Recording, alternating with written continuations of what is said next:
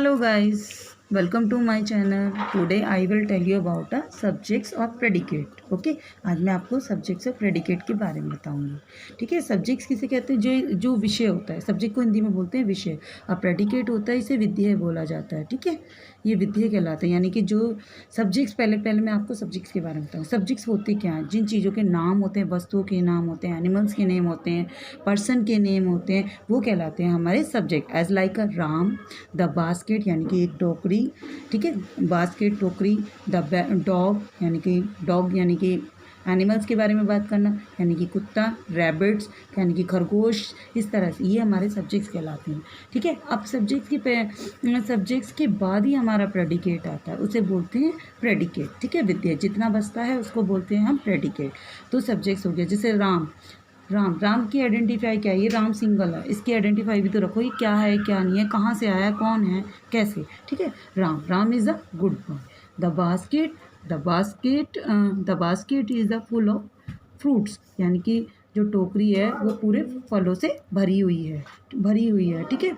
तो ये कहलाता है हमारा. तो ये द बास्केट हमारा क्या कहलाएगा? ये सब्जेक्ट्स. और प्रेडिकेट जितना हमारा इज एम आर के बाद जितना भी बचता है, यानी कि वर्ब के बाद हमारा जितना भी बचता है वो हमारा कहलाता है प्रेडिकेट. ये ध्यान रिमेंबर रखना कि वर्ब के बाद जितना भी बचेगा हमारा, ठीक है, वो कहलाता है हमारा प्रेडिकेट. ओके.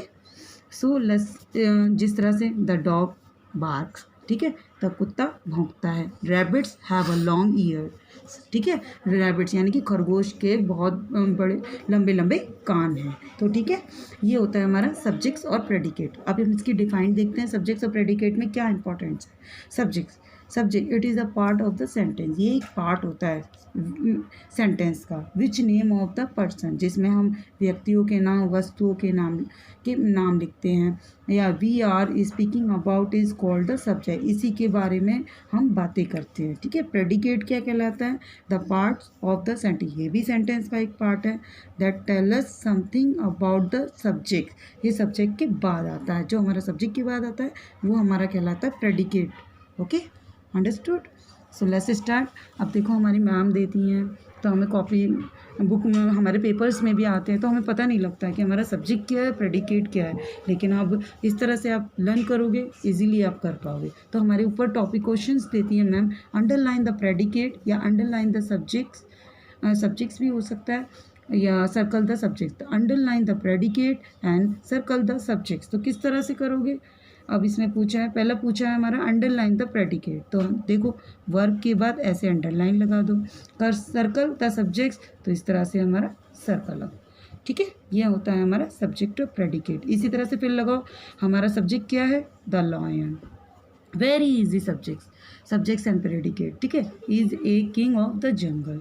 इस तरह से फिर द बुक पे लगाओ सर्कल. फिर इज अंडर द टेबल. देखो इज एम आर है, या हैव हैज़ है, या हैड है. उसी के बाद से आप लगाना शुरू कर दो, उसी से ही स्टार्ट कर दो.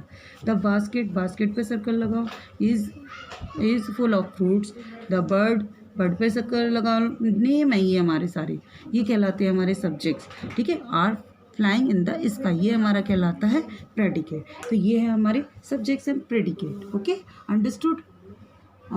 देखिए 2 मिनट में, 5 मिनट, 3 मिनट में, ज़्यादा 5 मिनट में आप कितनी जल्दी सब्जेक्ट्स एंड प्रेडिकेट ईजिली कर सकते हो. तो अगर अच्छा लगे तो प्लीज़ लाइक कीजिए और सब्सक्राइब भी कीजिए, ताकि मैं और भी अच्छी ईजिली आपके लिए वीडियो ला सकूँ. Thank you.